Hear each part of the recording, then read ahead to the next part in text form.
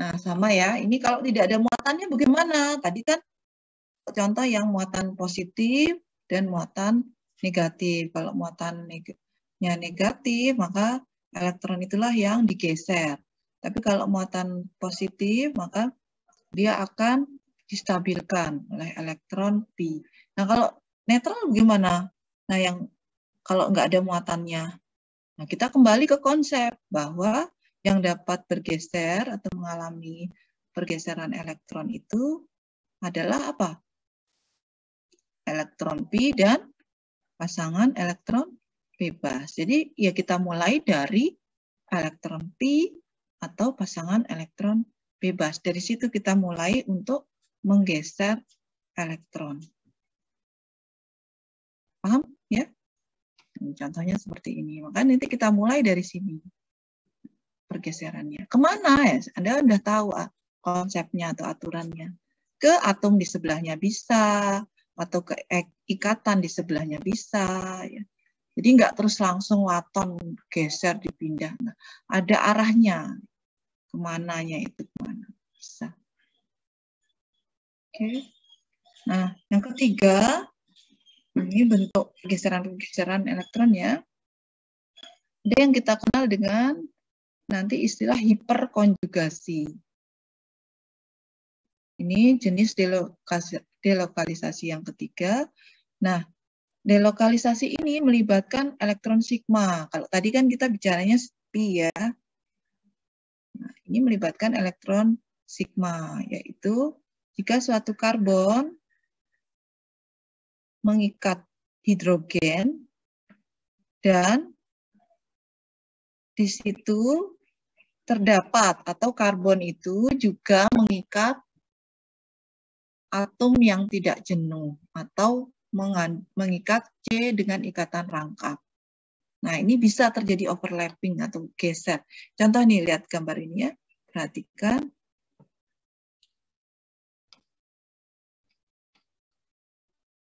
Ini C. C ini mengikat hidrogen.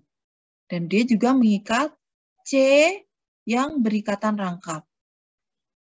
Nah, ini bisa terjadi hiperkonjugasi di sini, yaitu terdapat atau terjadi overlapping. Overlapping antara orbital sigma, ini kan di sini sigma ya, antara orbital sigma ikatan CH ini bisa overlapping dengan orbital P dari CC ikatan rangkap. Nah, ini bisa, ini kondisi-kondisi di mana ini memungkinkan terjadi, tapi kasuistis ya, jadi artinya spesial ini ya, spesial kondisi-kondisi yang dia mungkin terjadi hal seperti ini, sehingga nanti bisa saja Anda pernah dulu mengenal istilah apa namanya, kalau di mekanisme reaksi organik itu terjadi apa namanya itu, lupa saya, pergeseran, kok istilahnya lupa ya, sebentar.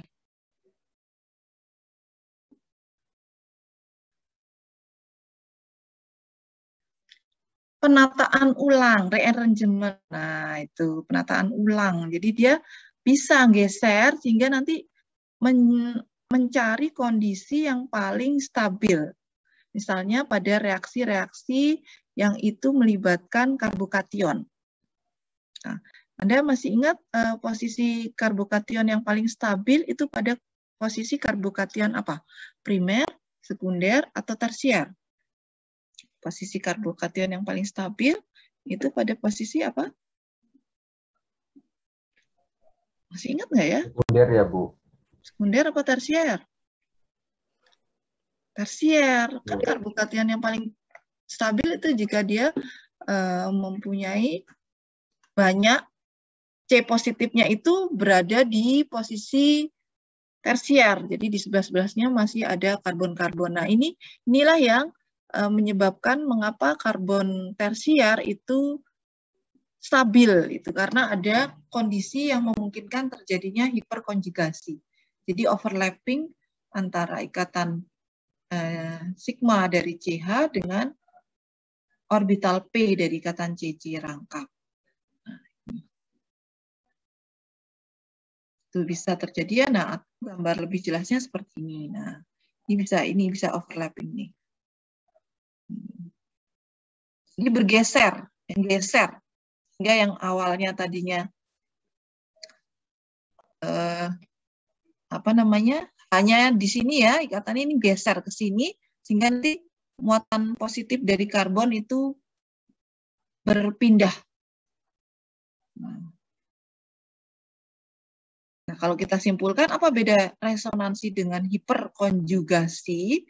Kalau resonansi tadi yang kita bahas tadi itu pure ya, dia overlappingnya kan tipe P, jadi P dengan P ya, itu kan gesernya kalau kita lihat tadi yang konjugasi kan tunggal rangkap, itu kan menunjukkan bahwa di setiap karbon itu terdapat orbital P, coba ya saya ulangi. Kalau yang tunggal rangkap, tunggal artinya posisi berselang-seling. Nah, di sini kan sebenarnya kalau kita perhatikan ini semua karbonnya jadi punya orbital P ini kan.